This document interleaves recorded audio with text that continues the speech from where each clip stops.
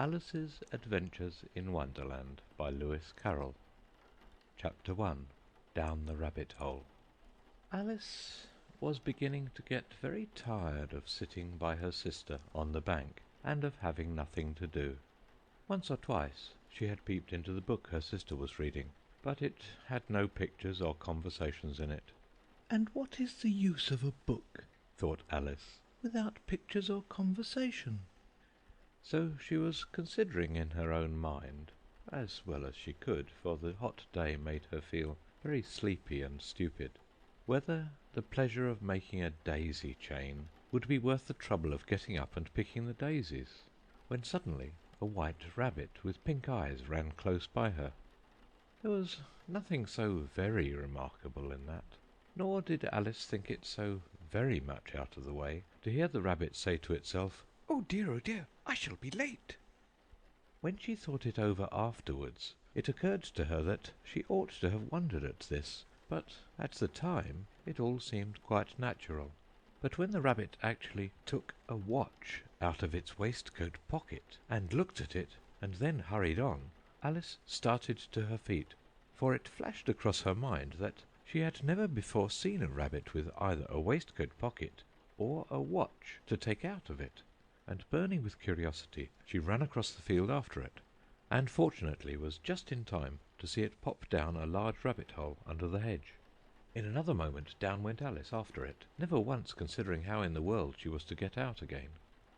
The rabbit hole went straight on like a tunnel for some way, and then dipped suddenly down, so suddenly that Alice had not a moment to think about stopping herself before she found herself falling down a very deep well. Either the well was very deep, or she fell very slowly, for she had plenty of time as she went down to look about her, and to wonder what was going to happen next.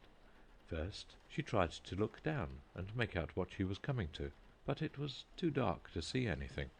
Then she looked at the sides of the well, and noticed that they were filled with cupboards and bookshelves. Here and there she saw maps and pictures hung upon pegs. She took down a jar from one of the shelves as she passed. It was labelled Orange Marmalade, but to her great disappointment it was empty. She did not like to drop the jar for fear of killing somebody, so managed to put it into one of the cupboards as she fell past it. "Well," thought Alice to herself, "after such a fall as this, I shall think nothing of tumbling downstairs. How brave they'll all think me at home! Why, I wouldn't say anything about it, even if I fell off the top of the house," which was very likely true. Down, down, down. Would the fall never come to an end? "I wonder how many miles I've fallen by this time," she said aloud. "I must be getting somewhere near the centre of the earth. Let me see. That would be 4,000 miles down, I think." For, you see, Alice had learned several things of this sort in her lessons in the schoolroom, and though this was not a very good opportunity for showing off her knowledge, as there was no one to listen to her, still it was good practice to say it over. "Yes, that's about the right distance. But then I wonder what latitude or longitude I forgot to." Alice had no idea what latitude was, or longitude either, but thought they were nice, grand words to say. Presently she began again. "I wonder if I shall fall right through the earth. How funny it'll seem to come out among the people that walk with their heads downward. The antipathies, I think." She was rather glad there was no one listening this time, as it didn't sound at all the right word. "But I shall have to ask them what the name of the country is, you know. Please, ma'am, is this New Zealand or Australia?" And she tried to curtsy as she spoke. Fancy curtsying as you're falling through the air. Do you think you could manage it? "And what an ignorant little girl she'll think me for asking. No, it'll never do to ask. Perhaps I shall see it written up somewhere." Down, down, down. There was nothing else to do, so Alice soon began talking again. "Dinah'll miss me very much to-night, I should think." Dinah was the cat. "I hope they'll remember her saucer of milk at tea-time. Dinah, my dear, I wish you were down here with me. There are no mice in the air, I'm afraid, but you might catch a bat. and that's very like a mouse, you know. But do cats eat bats, I wonder?" And here Alice began to get rather sleepy, and went on saying to herself, in a dreamy sort of way, "Do cats eat bats? Do cats eat bats?" And sometimes, "Do bats eat cats?" For, you see, as she couldn't answer either question, it didn't much matter which way she put it. She felt that she was dozing off, and had just begun to dream that she was walking hand in hand with Dinah, and saying to her very earnestly, "Now, Dinah, tell me the truth. Did you ever eat a bat?" when suddenly, thump, thump, down she came upon a heap of sticks and dry leaves, and the fall was over. Alice was not a bit hurt, and she jumped up onto her feet in a moment.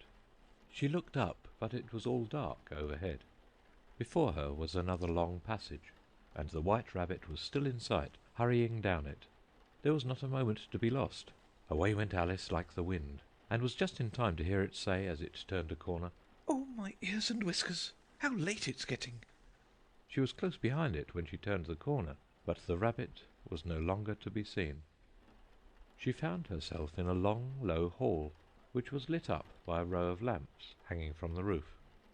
There were doors all round the hall, but they were all locked, and when Alice had been all the way down one side and up the other, trying every door, she walked sadly down the middle, wondering how she was ever to get out again. Suddenly she came upon a little three-legged table, all made of solid glass. There was nothing on it except a tiny golden key, and Alice's first thought was that it might belong to one of the doors of the hall. But, alas, either the locks were too large or the key was too small, but at any rate it would not open any of them.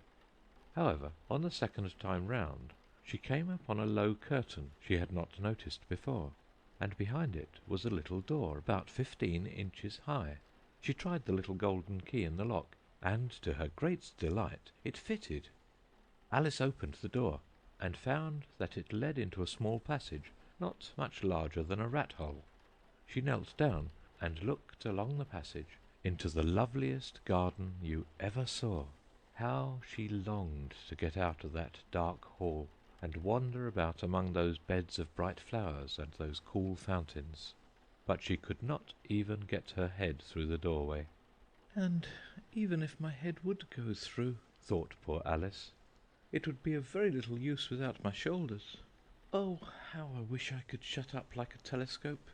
I think I could if I only knew how to begin." For, you see, so many out-of-the-way things had happened lately that Alice had begun to think that very few things indeed were really impossible. There seemed to be no use in waiting by the little door, so she went back to the table, half hoping she might find another key on it, or at any rate a book of rules for shutting people up like telescopes. This time she found a little bottle on it. "Which certainly was not here before," said Alice, and round the neck of the bottle was a paper label with the words "Drink me" beautifully printed on it in large letters. It was all very well to say "Drink me," but the wise little Alice was not going to do that in a hurry. "No, I'll look first," she said, "and see whether it's marked poison or not."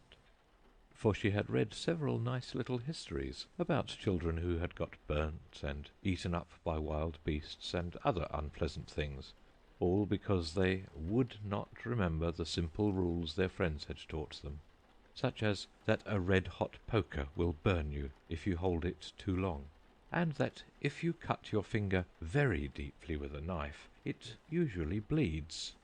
And she had never forgotten that if you drink much from a bottle marked poison, it is almost certain to disagree with you, sooner or later. However, this bottle was not marked poison, so Alice ventured to taste it, and finding it very nice, it had in fact a sort of mixed flavour of cherry tart, custard, pineapple, roast turkey, toffee, and hot buttered toast. She very soon finished it off. "What a curious feeling," said Alice. "I must be shutting up like a telescope." And so it was indeed. She was now only 10 inches high, and her face brightened up at the thought that she was now the right size for going through the little door into that lovely garden. First, however, she waited for a few minutes to see if she was going to shrink any further. She felt a little nervous about this. "For it might end, you know," said Alice to herself, "in my going out altogether like a candle. I wonder what I should be like then." And she tried to fancy what the flame of a candle is like after the candle is blown out, for she could not remember ever having seen such a thing. After a while, finding that nothing more happened, she decided on going into the garden at once. But, alas for poor Alice! When she got to the door, she found she had forgotten the little golden key, and when she went back to the table for it, she found she could not possibly reach it.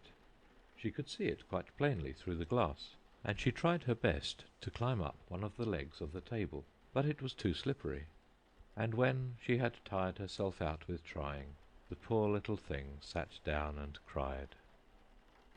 "Come, there's no use in crying like that," said Alice to herself, rather sharply.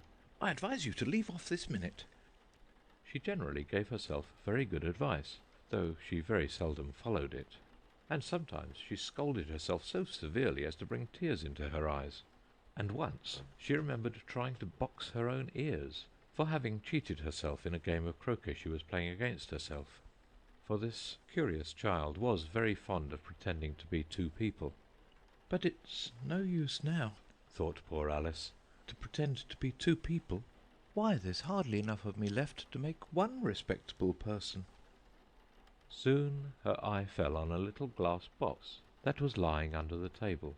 She opened it, and found in it a very small cake, on which the words "Eat me" were beautifully marked in currants. "Well, I'll eat it," said Alice, "and if it makes me grow larger, I can reach the key, and if it makes me grow smaller, I can creep under the door. So either way I'll get into the garden, and I don't care which happens." She ate a little bit, and said anxiously to herself, "Which way? Which way?" holding her hand on the top of her head to feel which way it was growing, and she was quite surprised to find that she remained the same size. To be sure, this generally happens when one eats cake, but Alice had got so much into the way of expecting nothing but out-of-the-way things to happen, that it seemed quite dull and stupid for life to go on in the common way. So she set to work, and very soon finished off the cake. "Curiouser and curiouser," cried Alice. She was so much surprised that for the moment she quite forgot how to speak good English. "Now I'm opening out like the largest telescope that ever was. Goodbye, feet." For when she looked down at her feet, they seemed to be almost out of sight. They were getting so far off. "Oh, my poor little feet! I wonder who will put on your shoes and stockings for you now, dears. I'm sure I shan't be able. I shall be a great deal too far off to trouble myself about you. You must manage the best way you can. But I must be kind to them," thought Alice, "or perhaps they won't walk the way I want to go. Let me see, I'll give them a new pair of boots every Christmas." And she went on planning to herself how she would manage it. "They must go by the carrier," she thought, "and how funny it'll seem, sending presents to one's own feet, and how odd the directions will look. Alice's right foot, Esquire. Hearthrug, near the fender, with Alice's love. Oh dear, what nonsense I'm talking." Just then her head struck against the roof of the hall. In fact, she was now more than 9 feet high, and she at once took up the little golden key and hurried off to the garden door. Poor Alice! It was as much as she could do, lying down on one side, to look through into the garden with one eye, but to get through was more hopeless than ever. She sat down and began to cry again. "You ought to be ashamed of yourself," said Alice. "A great girl like you," she might well say this, "to go on crying in this way. Stop this moment, I tell you." But she went on all the same, shedding gallons of tears, until there was a large pool all round her, about 4 inches deep and reaching half down the hall. After a time she heard a little pattering of feet in the distance, and she hastily dried her eyes to see what was coming. It was the White Rabbit returning, splendidly dressed, with a pair of white kid gloves in one hand and a large fan in the other. He came trotting along in a great hurry, muttering to himself as he came, "Oh, the Duchess, the Duchess! Oh, won't she be savage if I've kept her waiting?" Alice felt so desperate that she was ready to ask help of anyone. So when the rabbit came near, she began in a low, timid voice, "If you please, sir." The rabbit started violently, dropped the white kid gloves and the fan, and scurried away into the darkness as hard as he could go. Alice took up the fan and gloves, and as the hall was very hot, she kept fanning herself all the time she went on talking. "Dear, dear, how queer everything is today! And yesterday things went on just as usual. I wonder if I've been changed in the night. Let me think. Was I the same when I got up this morning? I almost think I can remember feeling a little different. But if I'm not the same, the next question is, who in the world am I? Ah, that's the great puzzle." And she began thinking over all the children she knew that were of the same age as herself, to see if she could have been changed for any of them. "I'm sure I'm not Ada," she said, "for her hair goes in such long ringlets, and mine doesn't go in ringlets at all. And I'm sure I can't be Mabel, for I know all sorts of things, and she knows such a very little. Besides, she's she, and I'm I, and, oh dear, how puzzling it all is. I'll try if I know all the things I used to know. Let me see. 4 times 5 is 12, and 4 times 6 is 13, and 4 times 7 is... Oh dear, I shall never get to 20 at that rate. However, the multiplication table doesn't signify. Let's try geography. London is the capital of Paris, and Paris is the capital of Rome, and Rome... No, that's all wrong, I'm certain. I must have been changed for Mabel. I'll try and say, how doth the little?" And she crossed her hands on her lap, as if she were saying lessons, and began to repeat it. But her voice sounded hoarse and strange, and the words did not come the same as they used to do. "How doth the little crocodile improve his shining tail, and pour the waters of the Nile on every golden scale? How cheerfully he seems to grin, how neatly spread his claws, and welcome little fishes in with gently smiling jaws." "I'm sure those are not the right words," said poor Alice, and her eyes filled with tears again as she went on. "I must be Mabel after all, and I shall have to go and live in that poky little house, and have next to no toys to play with, and oh, ever so many lessons to learn. No, I've made up my mind about it. If I'm Mabel, I'll stay down here. It'll be no use their putting their heads down and saying, 'Come up again, dear.' I shall only look up and say, 'Who am I, then? Tell me that first, and then if I like being that person, I'll come up. If not, I'll stay down here till I'm somebody else.' But oh dear," cried Alice with a sudden burst of tears, "I do wish they would put their heads down. I am so very tired of being all alone here." As she said this, she looked down at her hands, and was surprised to see that she had put on one of the rabbit's little white kid gloves while she was talking. "How can I have done that?" she thought. "I must be growing small again." She got up and went to the table to measure herself by it, and found that, as nearly as she could guess, she was now about 2 feet high, and was going on shrinking rapidly. She soon found out that the cause of this was the fan she was holding, and she dropped it hastily, just in time to avoid shrinking away altogether. "That was a narrow escape," said Alice, a good deal frightened at the sudden change, but very glad to find herself still in existence. "And now for the garden!" And she ran with all her speed back to the little door. But alas! The little door was shut again, and the little golden key was lying on the glass table as before. "And things are worse than ever," thought the poor child, "for I never was so small as this before, never, and I declare it's too bad, that it is." As she said these words, her foot slipped, and in another moment, splash, she was up to her chin in salt water. Her first idea was that she had somehow fallen into the sea. "And in that case I can go back by railway," she said to herself. Alice had been to the seaside once in her life, and had come to the general conclusion that wherever you go to on the English coast, you find a number of bathing machines in the sea, some children digging in the sand with wooden spades, then a row of lodging-houses, and behind them a railway station. However, she soon made out that she was in the pool of tears which she had wept when she was 9 feet high. "I wish I hadn't cried so much," said Alice as she swam about, trying to find her way out. "I shall be punished for it now, I suppose, by being drowned in my own tears. That will be a queer thing, to be sure. However, everything is queer today." Just then she heard something splashing about in the pool a little way off, and she swam nearer to make out what it was.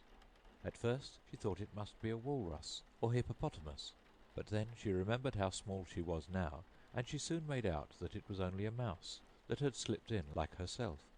"Would it be of any use now," thought Alice, "to speak to this mouse? Everything is so out of the way down here that I should think very likely it can talk. At any rate, there's no harm in trying." So she began. "O Mouse, do you know the way out of this pool? I'm very tired of swimming about here, O Mouse." Alice thought this must be the right way of speaking to a mouse. She had never done such a thing before, but she remembered having seen in her brother's Latin grammar, "A mouse, of a mouse, to a mouse, O mouse." The mouse looked at her rather inquisitively, and seemed to her to wink with one of its little eyes, but it said nothing. "Perhaps it doesn't understand English," thought Alice. "I dare say it's a French mouse, come over with William the Conqueror." For, with all her knowledge of history, Alice had no very clear notion how long ago anything had happened. So she began again. "Où est ma chatte?" which was the first sentence in her French lesson book. The mouse gave a sudden leap out of the water, and seemed to quiver all over with fright. "Oh, I beg your pardon," cried Alice hastily, afraid that she had hurt the poor animal's feelings.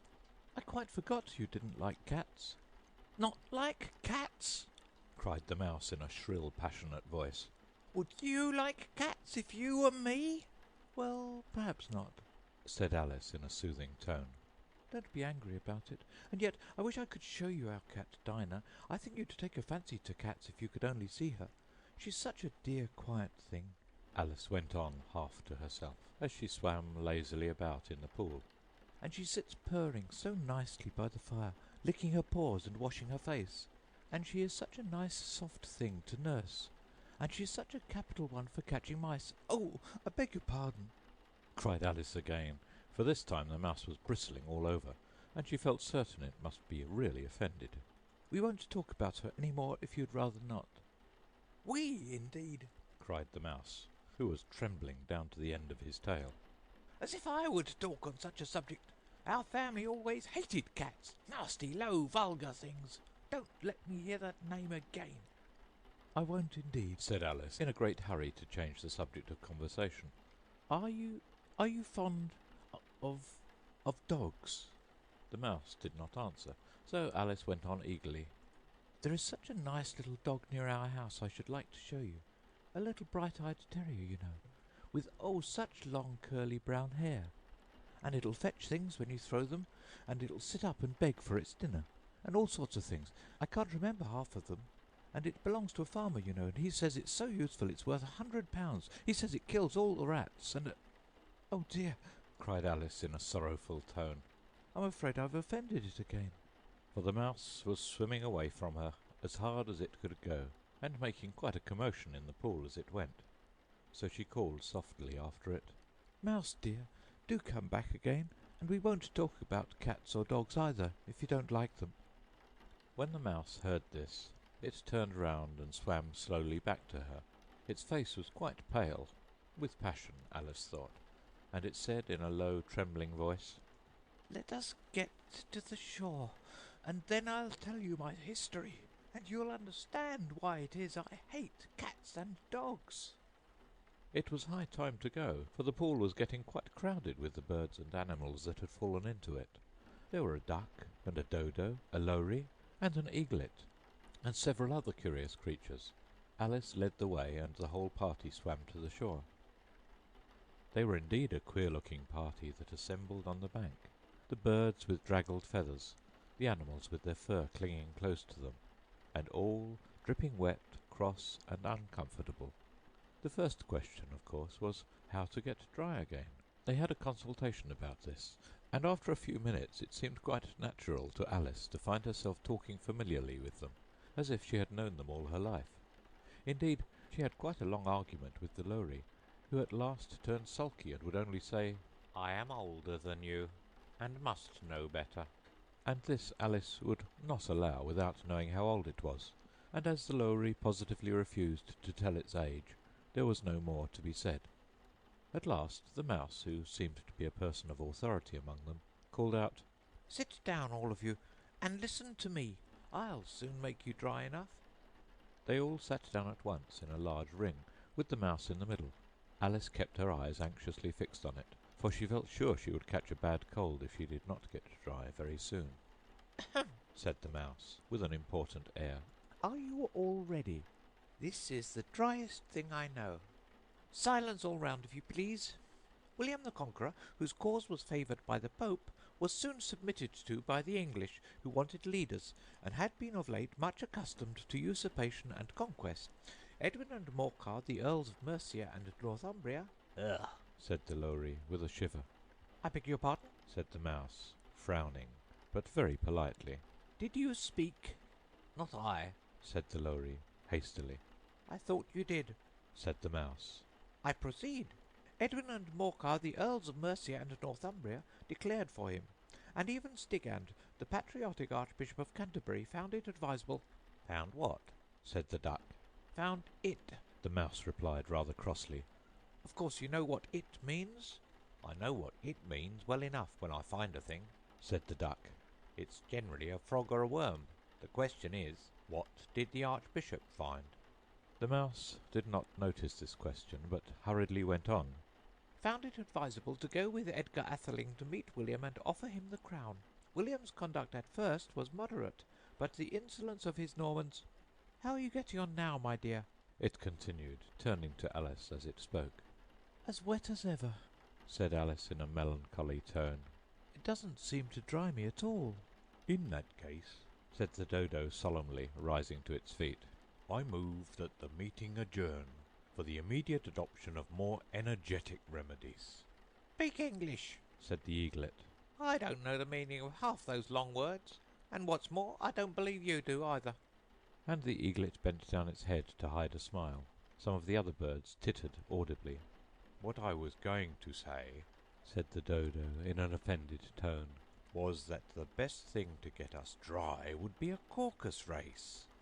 "What is a caucus race?" said Alice, not that she wanted much to know, but the Dodo had paused as if it thought that somebody ought to speak, and no one else seemed inclined to say anything. "Why," said the Dodo, "the best way to explain it is to do it." And as you might like to try the thing yourself, some winter day, I will tell you how the Dodo managed it. First it marked out a racecourse, in a sort of circle. "The exact shape doesn't matter," it said. And then all the party were placed along the course, here and there. There was no 1, 2, 3, and away, but they began running when they liked, and left off when they liked, so that it was not easy to know when the race was over. However, when they had been running half an hour or so, and were quite dry again, the Dodo suddenly called out, "The race is over!" And they all crowded round it, panting, and asking, "But who has won?" This question the Dodo could not answer without a great deal of thought, and it sat for a long time with one finger pressed upon its forehead, the position in which you usually see Shakespeare in the pictures of him, while the rest waited in silence. At last the Dodo said, "Everybody has won, and all must have prizes." "But who is to give the prizes?" quite a chorus of voices asked. "Why, she, of course," said the Dodo, pointing to Alice with one finger, and the whole party at once crowded round her, calling out in a confused way, "Prizes! Prizes!" Alice had no idea what to do, and in despair she put her hand in her pocket and pulled out a box of comfits. Luckily the salt water had not got into it, and handed them round as prizes. There was exactly one apiece all round. "But she must have a prize herself, you know," said the Mouse. "Of course," the Dodo replied very gravely. "What else have you got in your pocket?" he went on, turning to Alice. "Only a thimble," said Alice sadly. "Hand it over here," said the Dodo. Then they all crowded round her once more, while the Dodo solemnly presented the thimble, saying, "We beg your acceptance of this elegant thimble." And when it had finished this short speech, they all cheered. Alice thought the whole thing very absurd, but they all looked so grave that she did not dare to laugh, and as she could not think of anything to say, she simply bowed, and took the thimble, looking as solemn as she could. The next thing was to eat the comfits. This caused some noise and confusion, as the large birds complained that they could not taste theirs, and the small ones choked and had to be patted on the back. However, it was over at last, and they sat down again in a ring, and begged the mouse to tell them something more. "You promised to tell me your history, you know," said Alice, "and why it is you hate C and D," she added in a whisper, half afraid that it would be offended again. "Mine is a long and a sad tale," said the mouse, turning to Alice and sighing. "It is a long tale, certainly," said Alice, looking down with wonder at the mouse's tail. "But why do you call it sad?" And she kept on puzzling about it while the mouse was speaking, so that her idea of the tale was something like this. "Fury said to a mouse that he met in the house, 'Let us both go to law. I will prosecute you. Come, I'll take no denial. We must have a trial, for really this morning I've nothing to do.' Said the mouse to the cur, 'Such a trial, dear sir, with no jury or judge, would be wasting our breath.' 'I'll be judge, I'll be jury,' said cunning old Fury. 'I'll try the whole cause and condemn you to death.' 'You're not attending,' said the mouse to Alice severely. 'What are you thinking of?' 'I beg your pardon,' said Alice very humbly. 'You had got to the fifth bend, I think.' 'I had not,' cried the mouse sharply and very angrily. 'A knot?' said Alice, always ready to make herself useful, and looking anxiously about her. 'Oh, do let me help to undo it.' 'I shall do nothing of the sort,' said the mouse, getting up and walking away. 'You insult me by talking such nonsense.' 'I didn't mean it,' pleaded poor Alice. 'But you're so easily offended, you know.'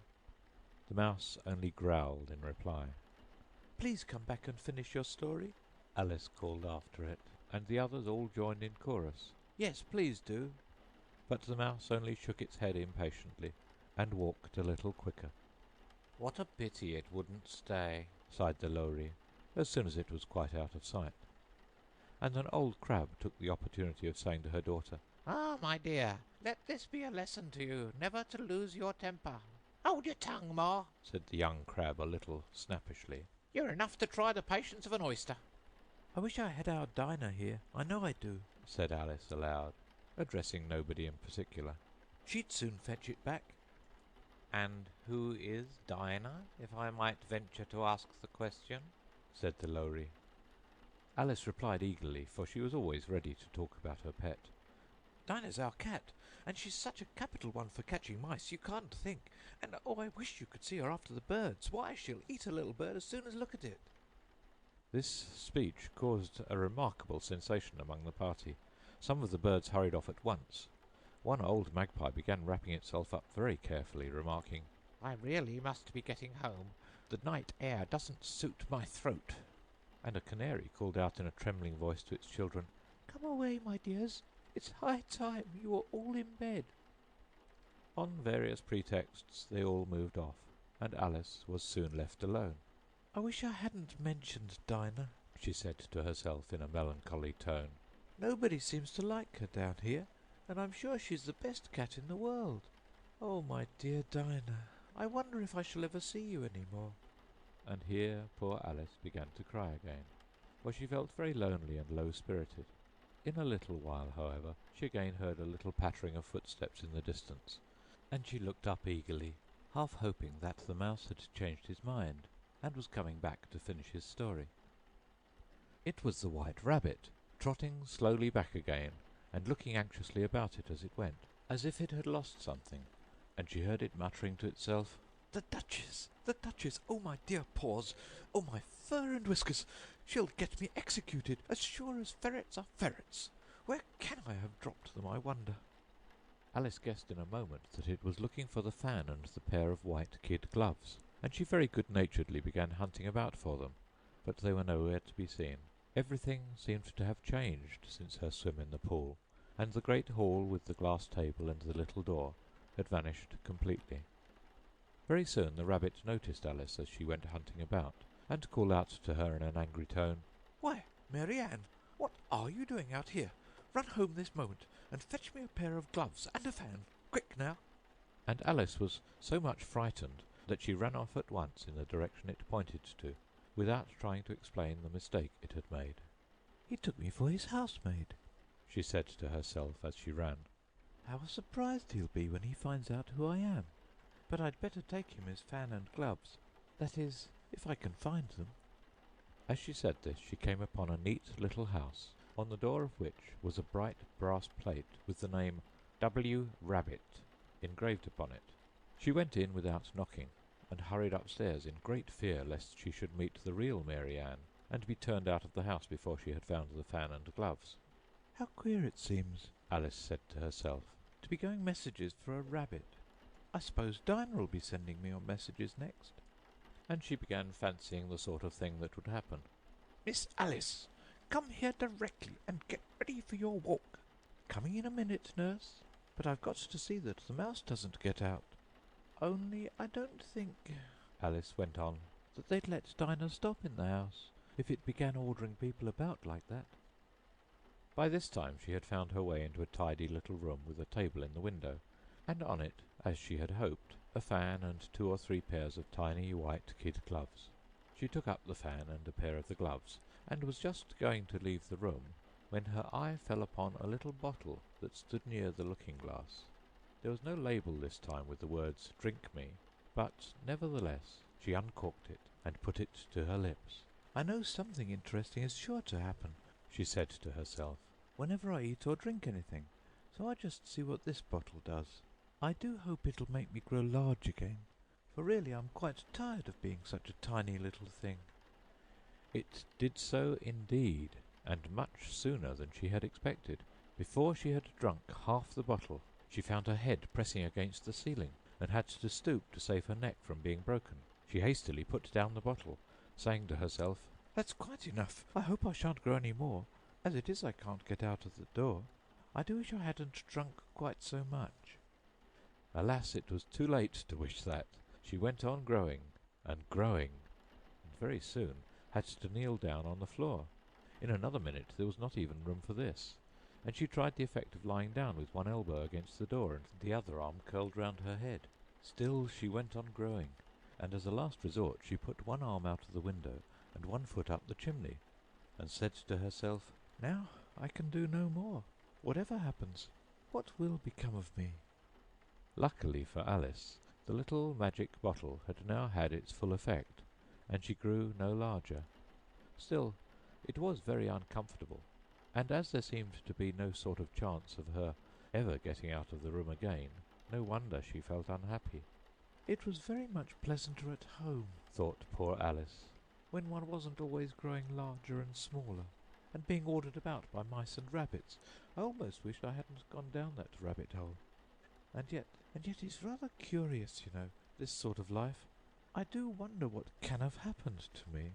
When I used to read fairy tales, I fancied that kind of thing never happened, and now here I am in the middle of one. There ought to be a book written about me, that there ought, and when I grow up I'll write one. But I'm grown up now," she added in a sorrowful tone. "At least there's no room to grow up any more here. But then," thought Alice, "shall I never get any older than I am now? That'll be a comfort one way, never to be an old woman, but then always to have lessons to learn. Oh, I shouldn't like that."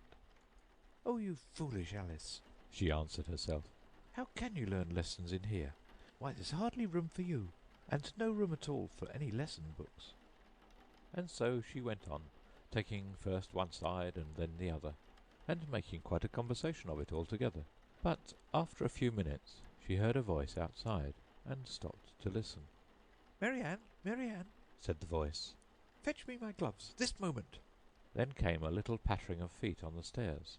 Alice knew it was the rabbit coming to look for her, and she trembled till she shook the house, quite forgetting that she was now about 1,000 times as large as the rabbit, and had no reason to be afraid of it.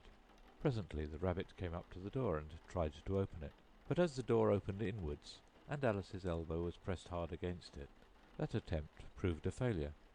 Alice heard it say to itself, "Then I'll go round and get in at the window."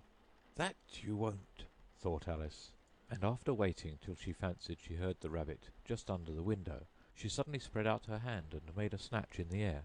She did not get hold of anything, but she heard a little shriek and a fall and a crash of broken glass, from which she concluded that it was just possible it had fallen into a cucumber frame or something of the sort. Next came an angry voice, the rabbit's. "Pat, Pat, where are you?" And then a voice she had never heard before. "Sure then I'm here, digging for apples, your honour." "Digging for apples indeed," said the rabbit angrily. "Here, come and help me out of this." Sounds of more broken glass. "Now, tell me, Pat, what's that in the window?" "Sure, and it's an arm, your honour." He pronounced it arm. "An arm, you goose? Who ever saw one that size? Why, it fills the whole window." "Sure it does, your honour, but it's an arm for all that." "Well, it's got no business there at any rate. Go and take it away." There was a long silence after this, and Alice could only hear whispers now and then, such as, "Sure, and I don't like it, your honour, at all, at all." "Do as I tell you, you coward." And at last she spread out her hand again and made another snatch in the air. This time there were 2 little shrieks, and more sounds of broken glass.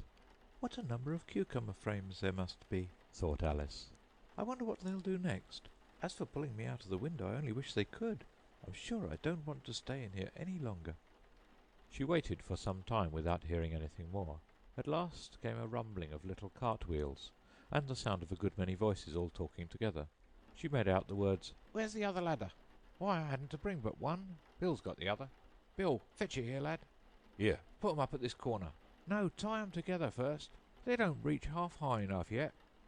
"Oh, they'll do well enough. Don't be particular. Here, Bill, catch hold of this rope. Will the roof bear? Mind that loose slate. Oh, it's coming down. Heads below." A loud crash. "Now, who did that? It was Bill, I fancy. Who's to go down the chimney?" "No, I shan't. You do it." "That I won't, then. Bill's to go down." "Here, Bill. The master says you're to go down the chimney." "Oh, so Bill's got to come down the chimney, has he?" said Alice to herself. "Shy, they seem to put everything upon Bill. I wouldn't be in Bill's place for a good deal. This fireplace is narrow, to be sure, but I think I can kick a little." She drew her foot as far down the chimney as she could, and waited till she heard a little animal, she couldn't guess of what sort it was, scratching and scrambling about in the chimney close above her. Then, saying to herself, "This is Bill," she gave one sharp kick, and waited to see what would happen next. The first thing she heard was a general chorus of, "There goes Bill!" Then the rabbit's voice along, "Catch him, you by the hedge!" Then silence, and then another confusion of voices. "Hold up his head! Brandy now! Don't choke him! How was it, old fellow? What happened to you? Tell us all about it." Last came a little, feeble, squeaking voice. "That's Bill," thought Alice. "Well, I hardly know. No more, thank you. I'm better now, but I'm a great deal too flustered to tell you. All I know is something comes at me like a jack-in-a-box, and up I goes like a skyrocket." "So you did, old fellow," said the others. "We must burn the house down," said the rabbit's voice, and Alice called out as loud as she could, "If you do, I'll set Dinah at you." There was a dead silence instantly, and Alice thought to herself, "I wonder what they will do next. If they had any sense, they'd take the roof off." After a minute or two they began moving about again, and Alice heard the rabbit say, "A barrowful will do, to begin with." A barrowful of what? thought Alice, but she had not long to doubt, for the next moment a shower of little pebbles came rattling in at the window, and some of them hit her in the face. "I'll put a stop to this," she said to herself, and shouted out, "You'd better not do that again," which produced another dead silence. Alice noticed with some surprise that the pebbles were all turning into little cakes as they lay on the floor, and a bright idea came into her head. "If I eat one of these cakes," she thought, "it's sure to make some change in my size, and as it can't possibly make me larger, it must make me smaller, I suppose." So she swallowed one of the cakes, and was delighted to find that she began shrinking directly. As soon as she was small enough to get through the door, she ran out of the house, and found quite a crowd of little animals and birds waiting outside. The poor little lizard Bill was in the middle, being held up by 2 guinea pigs, who were giving it something out of a bottle. They all made a rush at Alice the moment she appeared, but she ran off as hard as she could, and soon found herself safe in a thick wood. "The first thing I've got to do," said Alice to herself, as she wandered about in the wood, "is to grow to my right size again. And the second thing is to find my way into that lovely garden. I think that will be the best plan." It sounded an excellent plan, no doubt, and very neatly and simply arranged.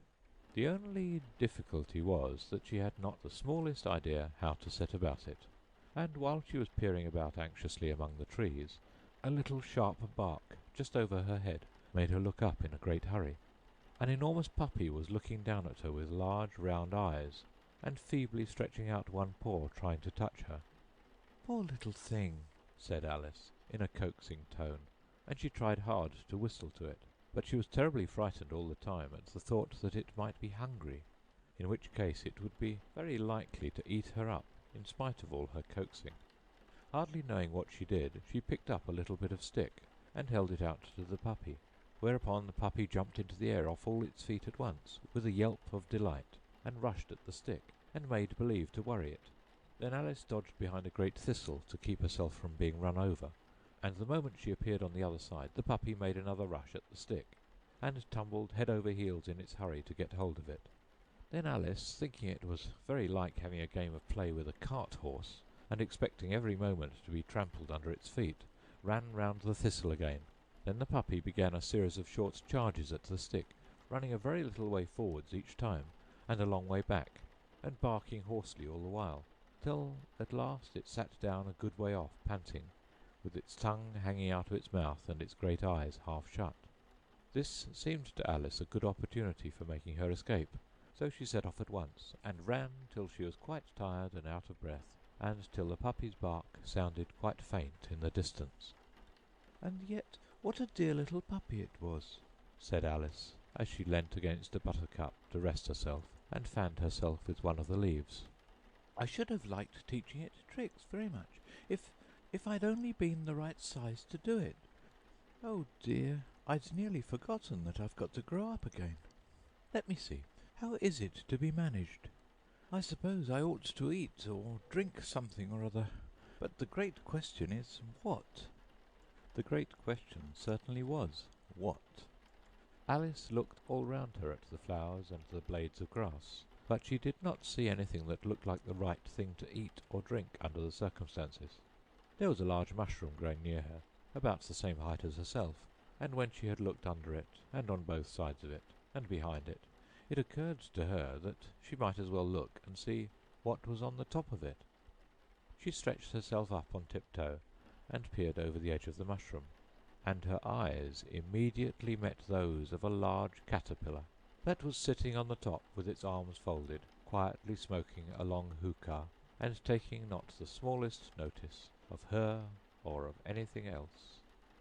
The caterpillar and Alice looked at each other for some time in silence. At last the caterpillar took the hookah out of its mouth, and addressed her in a languid, sleepy voice. "Who are you?" said the caterpillar. This was not an encouraging opening for a conversation. Alice replied rather shyly, "I hardly know, sir, just at present. At least, I know who I was when I got up this morning, but I think I must have been changed several times since then." "What do you mean by that?" said the caterpillar sternly. "Explain yourself." "I can't explain myself, I'm afraid, sir," said Alice, "because I'm not myself, you see." "I don't see," said the caterpillar. "I'm afraid I can't put it more clearly," Alice replied very politely, "for I can't understand it myself to begin with, and being so many different sizes in a day is very confusing." "It isn't," said the caterpillar. "Well, perhaps you haven't found it so yet," said Alice. "But when you have to turn into a chrysalis, you will some day, you know, and then after that into a butterfly, I should think you'll feel it a little queer, won't you?" "Not a bit," said the caterpillar. "Well, perhaps your feelings may be different," said Alice, All I know is it would feel very queer to me." "You?" said the caterpillar contemptuously. "Who are you?" Which brought them back again to the beginning of the conversation. Alice felt a little irritated at the caterpillar's making such very short remarks, and she drew herself up and said very gravely, "I think you ought to tell me who you are first." "Why?" said the caterpillar. Here was another puzzling question, and as Alice could not think of any good reason, and as the caterpillar seemed to be in a very unpleasant state of mind, she turned away. "Come back," The caterpillar called after her. "I've something important to say." This sounded promising, certainly. Alice turned and came back again. "Keep your temper," said the caterpillar. "Is that all?" said Alice, swallowing down her anger as well as she could. "No," said the caterpillar. Alice thought she might as well wait, as she had nothing else to do, and perhaps after all it might tell her something worth hearing. For some minutes it puffed away without speaking, but at last it unfolded its arms, took the hookah out of its mouth again, and said, "So you think you're changed, do you?" "I'm afraid I am, sir. said Alice. I can't remember things as I used to, and I don't keep the same size for 10 minutes together." "Can't remember what things?" said the caterpillar. "Well, I've tried to say, 'How doth the little busy bee?' but it all came different." Alice replied in a very melancholy voice. "Repeat, 'You are old, Father William,'" said the caterpillar. Alice folded her hands and began. "You are old, Father William," the young man said, "and your hair has become very white, and yet you incessantly stand on your head. Do you think at your age it is right?" "In my youth," Father William replied to his son, "I feared it might injure the brain, but now that I'm perfectly sure I have none, why, I do it again and again." "You are old," said the youth, "as I mentioned before, and have grown most uncommonly fat, yet you turned a back somersault in at the door. Pray, what is the reason of that?" "In my youth," said the sage, as he shook his grey locks, "I kept all my limbs very supple. By the use of this ointment, 1 shilling the box. Allow me to sell you a couple." "You are old," said the youth, "and your jaws are too weak for anything tougher than suet. Yet you finished the goose, with the bones and the beak. Pray, how did you manage to do it?" "In my youth," said his father, "I took to the law, and argued each case with my wife, and the muscular strength which it gave to my jaw has lasted the rest of my life." "You are old," said the youth. "One would hardly suppose that your eye was as steady as ever, yet you balanced an eel on the end of your nose. What made you so awfully clever?" "I have answered 3 questions, and that is enough," said his father. "Don't give yourself airs. Do you think I can listen all day to such stuff? Be off, or I'll kick you downstairs." "That is not said right," said the caterpillar. "Not quite right, I'm afraid," said Alice timidly. "Some of the words have got altered." "It is wrong from beginning to end," said the caterpillar decidedly, and there was silence for some minutes. The caterpillar was the first to speak. "What size do you want to be?" it asked. "Oh, I'm not particular as to size," Alice hastily replied. "only one doesn't like changing so often, you know." "I don't know," said the caterpillar. Alice said nothing. She had never been so much contradicted in her life before, and she felt that she was losing her temper. "Are you content now?" said the caterpillar. "Well, I should like to be a little larger, sir, if you wouldn't mind," said Alice. 3 inches is such a wretched height to be." "It is a very good height indeed," said the caterpillar angrily, rearing itself upright as it spoke. It was exactly 3 inches high. "But I'm not used to it," pleaded poor Alice in a piteous tone, and she thought of herself, "I wish the creatures wouldn't be so easily offended." "You'll get used to it in time," said the caterpillar, and it put the hookah into its mouth and began smoking again. This time Alice waited patiently until it chose to speak again. In a minute or two the caterpillar took the hookah out of its mouth, and yawned once or twice, and shook itself.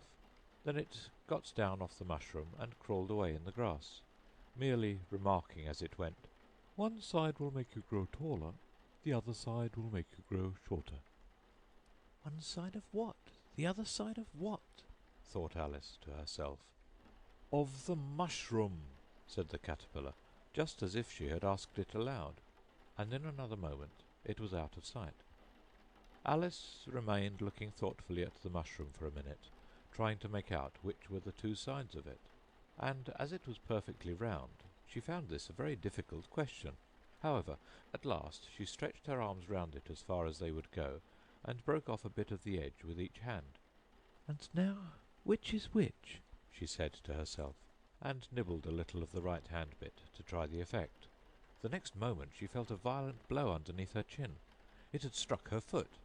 She was a good deal frightened by this very sudden change, but she felt that there was no time to be lost, as she was shrinking rapidly, so she set to work at once to eat some of the other bit. Her chin was pressed so closely against her foot that there was hardly room to open her mouth, but she did it at last, and managed to swallow a morsel of the left-hand bit. "Come, my head's free at last," said Alice in a tone of delight, which changed into alarm in another moment, when she found that her shoulders were nowhere to be found. All she could see when she looked down was an immense length of neck, which seemed to rise like a stalk out of a sea of green leaves that lay far below her. "What can all that green stuff be?" said Alice. "And where have my shoulders got to? And, oh, my poor hands, how is it I can't see you?" She was moving them about as she spoke, but no result seemed to follow, except a little shaking among the distant green leaves. As there seemed to be no chance of getting her hands up to her head, she tried to get her head down to them, and was delighted to find that her neck would bend about easily in any direction, like a serpent. She had just succeeded in curving it down into a graceful zigzag, and was going to dive in among the leaves, which she found to be nothing but the tops of the trees under which she had been wandering, when a sharp hiss made her draw back in a hurry. A large pigeon had flown into her face and was beating her violently with its wings. "Serpent!" screamed the pigeon. "I'm not a serpent," said Alice indignantly. "let me alone." "Serpent, I say again," repeated the pigeon, but in a more subdued tone, and added with a kind of sob, "I've tried every way, and nothing seems to suit them." "I haven't the least idea what you're talking about," said Alice. "I've tried the roots of trees, and I've tried banks, and I've tried hedges," the pigeon went on, without attending to her. "but those serpents, there's no pleasing them." Alice was more and more puzzled, but she thought there was no use in saying anything more till the pigeon had finished. "As if it wasn't trouble enough hatching the eggs," said the pigeon. "but I must be on the lookout for serpents night and day. Why, I haven't had a wink of sleep these last 3 weeks." "I'm very sorry you've been annoyed," said Alice, who was beginning to see its meaning. "And just as I'd taken the highest tree in the wood," continued the pigeon, raising its voice to a shriek, "and just as I was thinking I should be free of them at last, they must needs come wriggling down from the sky. Ugh, serpent!" "But I'm not a serpent, I tell you," said Alice. I'm a... "Well, what are you?" said the pigeon. "I can see you're trying to invent something." I'm a little girl," said Alice rather doubtfully, as she remembered the number of changes she had gone through that day. "A likely story indeed," said the pigeon in a tone of the deepest contempt. "I've seen a good many little girls in my time, but never one with such a neck as that. No, you're a serpent, and there's no use denying it. I suppose you'll be telling me next that you never tasted an egg." "I have tasted eggs, certainly," said Alice, who was a very truthful child. "but little girls eat eggs quite as much as serpents do, you know." "I don't believe it," said the pigeon. "but if they do, why then they're a kind of serpent, that's all I can say." This was such a new idea to Alice that she was quite silent for a minute or two, which gave the pigeon the opportunity of adding, "You're looking for eggs, I know that well enough. And what does it matter to me whether you're a little girl or a serpent?" "It matters a good deal to me," said Alice hastily. "but I'm not looking for eggs, as it happens, and if I was, I shouldn't want yours. I don't like them raw."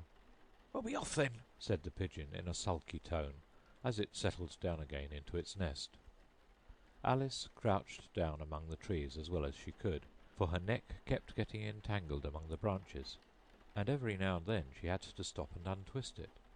After a while she remembered that she still held the pieces of mushroom in her hands, and she set to work very carefully, nibbling first at one and then at the other, and growing sometimes taller and sometimes shorter, until she had succeeded in bringing herself down to her usual height.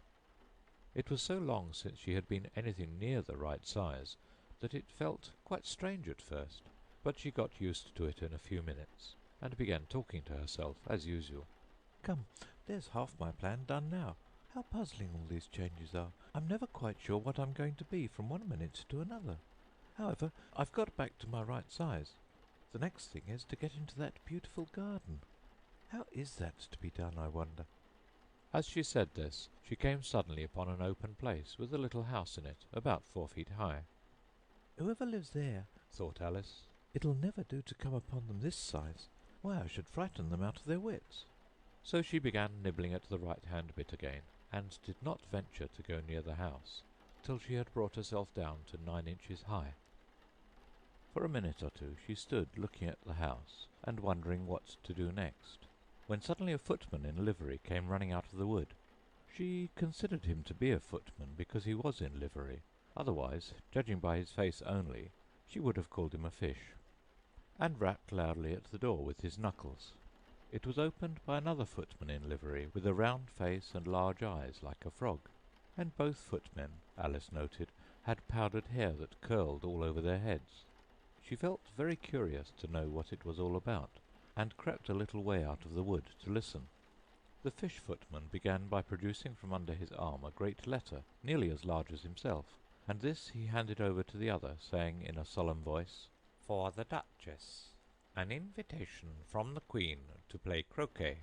The frog footman repeated in the same solemn tone, only changing the order of the words a little, "From the Queen, an invitation for the Duchess to play croquet." Then they both bowed low, and their curls got entangled together. Alice laughed so much at this that she had to run back into the wood for fear of their hearing her, and when she next peeped out, the fish footman was gone, and the other was sitting on the ground near the door, staring stupidly up into the sky. Alice went timidly up to the door and knocked.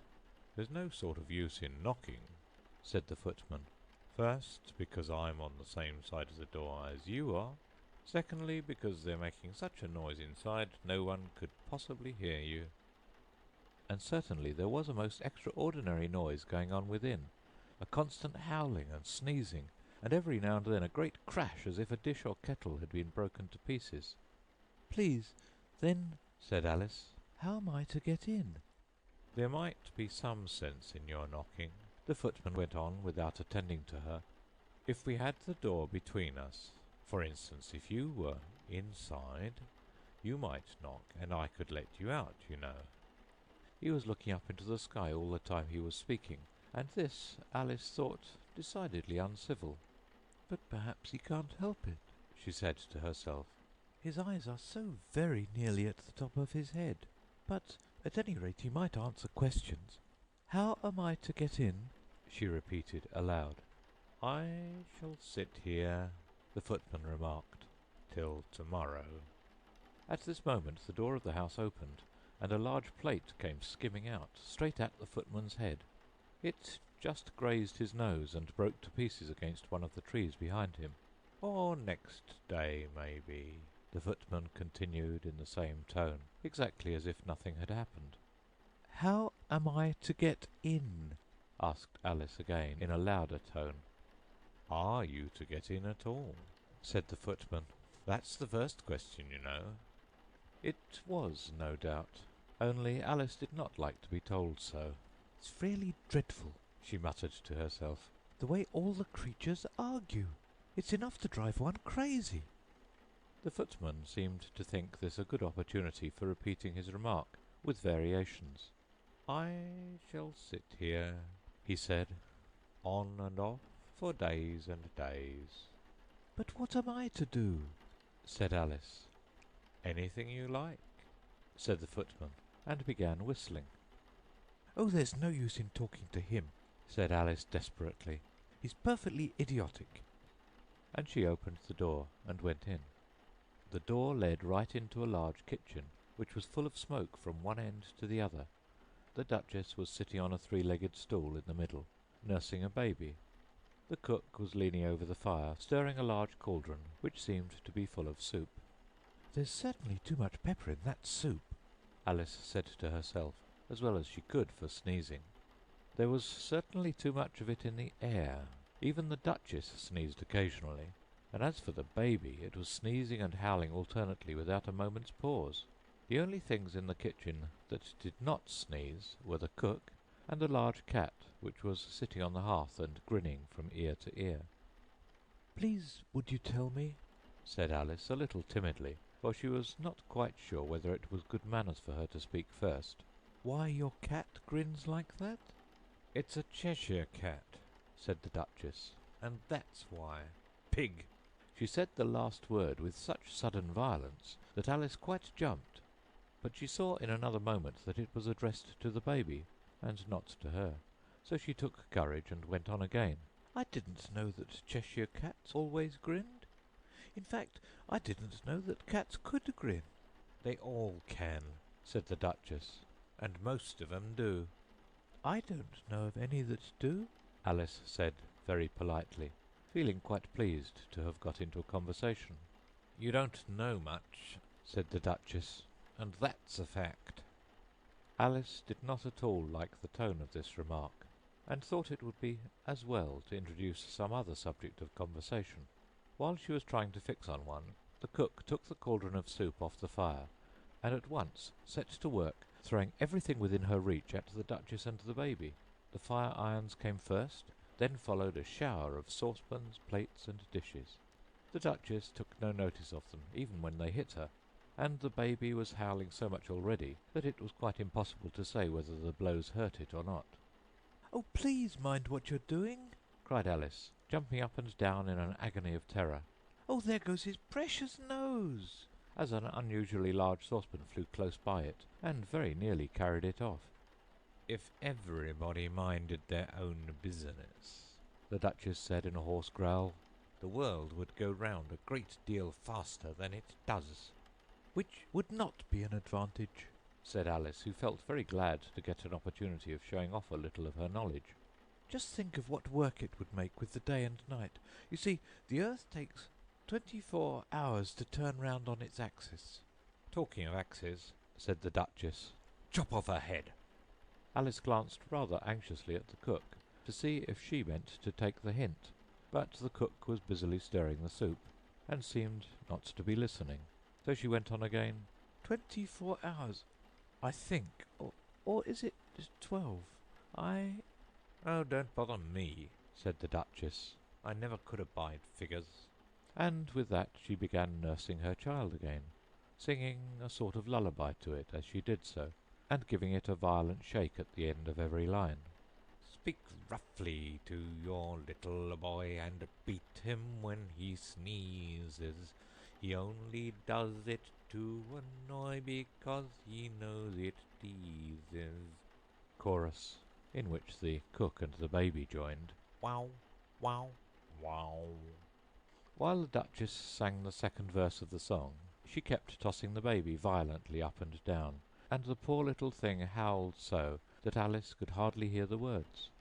"I speak severely to my boy, I beat him when he sneezes, for he can thoroughly enjoy the pepper when he pleases." Chorus. Wow, wow, wow. "Here, you may nurse it a bit if you like," the Duchess said to Alice, flinging the baby at her as she spoke. "I must go and get ready to play croquet with the Queen." And she hurried out of the room. The cook threw a frying pan after her as she went out, but it just missed her. Alice caught the baby with some difficulty, as it was a queer-shaped little creature, and held out its arms and legs in all directions. "Just like a starfish," thought Alice.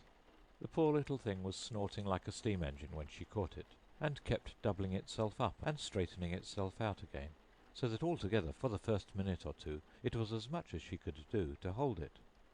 As soon as she had made out the proper way of nursing it, which was to twist it up into a sort of knot and then keep tight hold of its right ear and left foot, so as to prevent its undoing itself, she carried it out into the open air.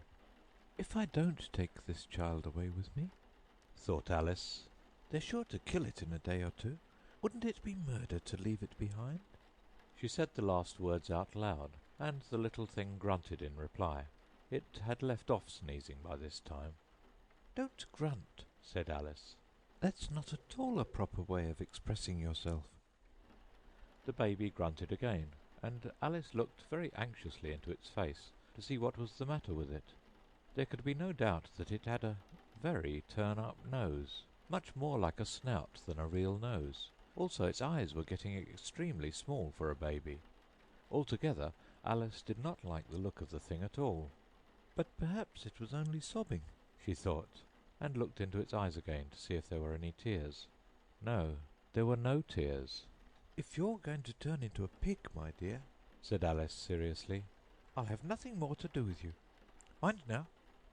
The poor little thing sobbed again, or grunted, it was impossible to say which, and they went on for some while in silence. Alice was just beginning to think to herself, "Now what am I to do with this creature when I get it home?" when it grunted again so violently that she looked down into its face in some alarm. This time there could be no mistake about it. It was neither more nor less than a pig, and she felt that it would be quite absurd for her to carry it further. So she set the little creature down and felt quite relieved to see it trot away quietly into the wood. "If it had grown up," she said to herself, "it would have made a dreadfully ugly child, but it makes rather a handsome pig, I think." And she began thinking over other children she knew, who might do very well as pigs, and was just saying to herself, "If only one knew the right way to change them," when she was a little startled by seeing the Cheshire Cat sitting on a bough of a tree a few yards off. The cat only grinned when it saw Alice. It looked good-natured, she thought. Still, it had very long claws and a great many teeth, so she felt that it ought to be treated with respect. "Cheshire Puss," she began, rather timidly, as she did not at all know whether it would like the name. However, it only grinned a little wider. "Come, it's pleased so far," thought Alice, and she went on, "Would you tell me, please, which way I ought to go from here?" "That depends a good deal on where you want to get to," said the cat. "I don't much care where," said Alice. "Then it doesn't matter which way you go," said the cat. "So long as I get somewhere," Alice added as an explanation. "Oh, you're sure to do that," said the cat, "if you only walk long enough."